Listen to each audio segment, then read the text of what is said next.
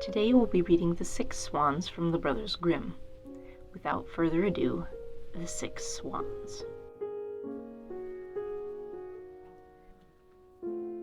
Once upon a time, a certain king was hunting in a great forest, and he chased a wild beast so eagerly that none of his attendants could follow. When evening drew near, he stopped and looked round him and saw he had lost his way. He sought a way out, but could find none.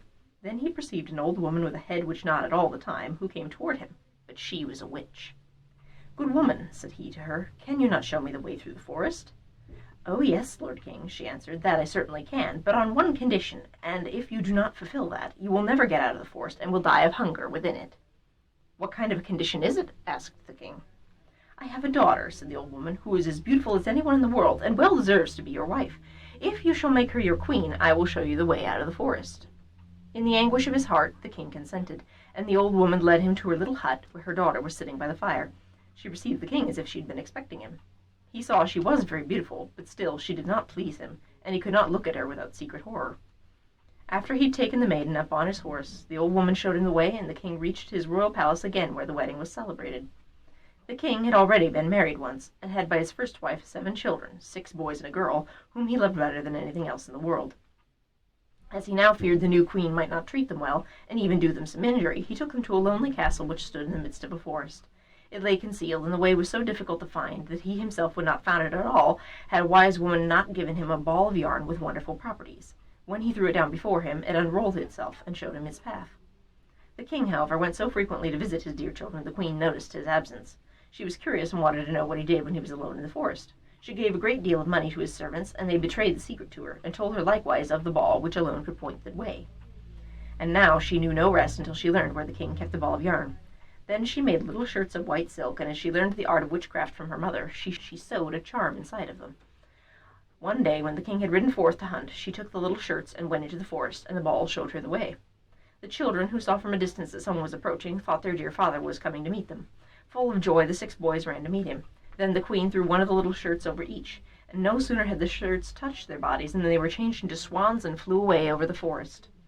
The queen went home quite delighted, and thought she had got rid of all her stepchildren, but the girl had not run out with her brothers, and the queen knew nothing about her.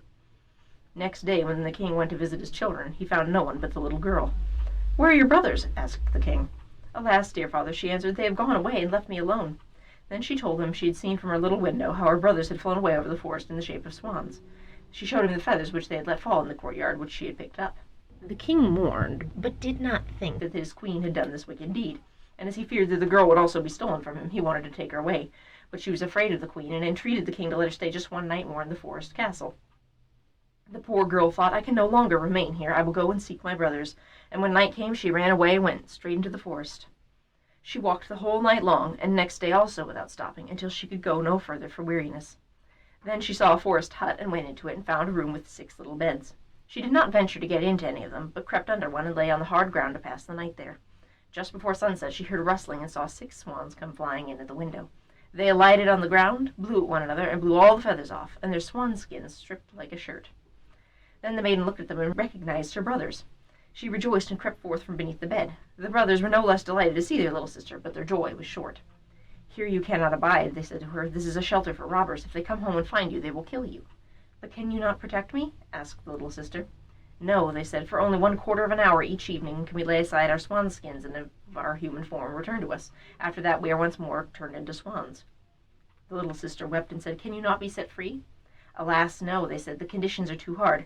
For 6 years you may neither speak nor laugh, and in that time you must sew together 6 little shirts of starflowers for us, and if a single word falls from your lips, all your work will be lost."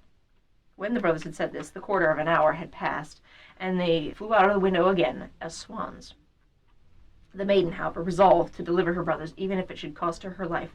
She left the hut and went into the midst of the forest, seated herself on a tree, and there passed the night. The next morning she went out and gathered starflowers and began to sew. She could not speak to anyone, and she had no wish to laugh. She sat and looked at nothing but her work.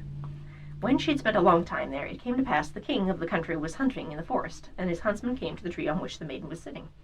They called her and said, "Who are you?" But she made no answer. "Come down to us," said they. "We will not do you harm." She only shook her head.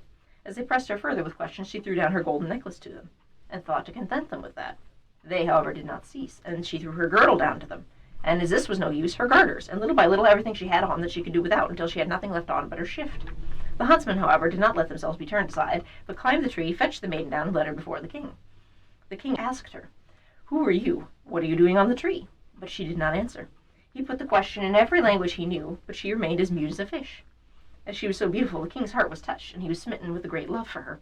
He put his mantle on her, took her before him on his horse, and carried her to the castle. Then he caused her to be dressed in rich garments, and she shone in her beauty like bright daylight, but no word could be drawn from her. He placed her by his side at table. Her modest bearing and courtesy pleased him so much, he said, "She is the one with whom I wish to be wed, and no other woman in the world." And a few days later he united himself to her. The king, however, had a wicked mother who was dissatisfied with his marriage and spoke ill of the young queen. "Who knows," said she, "from whence comes the creature who can't speak? She's not worthy of a king." After a year had passed, when the queen brought her first child into the world, the wicked mother took it away from her and smeared her mouth with blood as she slept. Then she went to the king and accused the queen of being a man-eater. The king would not believe it and would not suffer anyone to do her injury.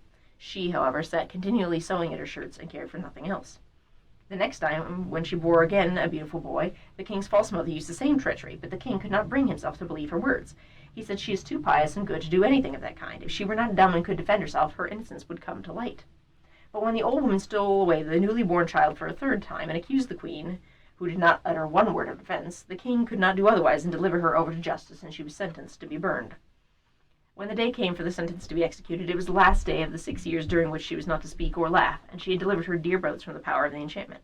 The 6 shirts were ready, only the left sleeve of the 6th was wanting. When, therefore, she was led to the stake, she laid the shirts on her arm, and when she stood on high and the fire was just going to be lighted, she looked round and 6 swans came flying through the air toward her. She saw her deliverance was near, and her heart leapt with joy. The swans swept toward her and sank down so she could throw the shirts over them, and as they were touched, the swans' skins fell off, and her brothers stood in their own form before her, vigorous and handsome. The youngest lacked only his left arm, and had in its place a swan's wing on his shoulder. They embraced and kissed one another, and the queen went to the king, who was greatly moved, and began to speak, and said, "Dearest husband, I may speak, and now declare to you I am innocent and falsely accused." And she told him of the treachery of his mother, who had taken away her 3 children and hidden them. To the great joy of the king, they were brought back, and as a punishment the wicked woman was bound to the stake and burned to ashes. But the king and queen, with her 6 brothers, lived many years in happiness and peace thereafter. The end.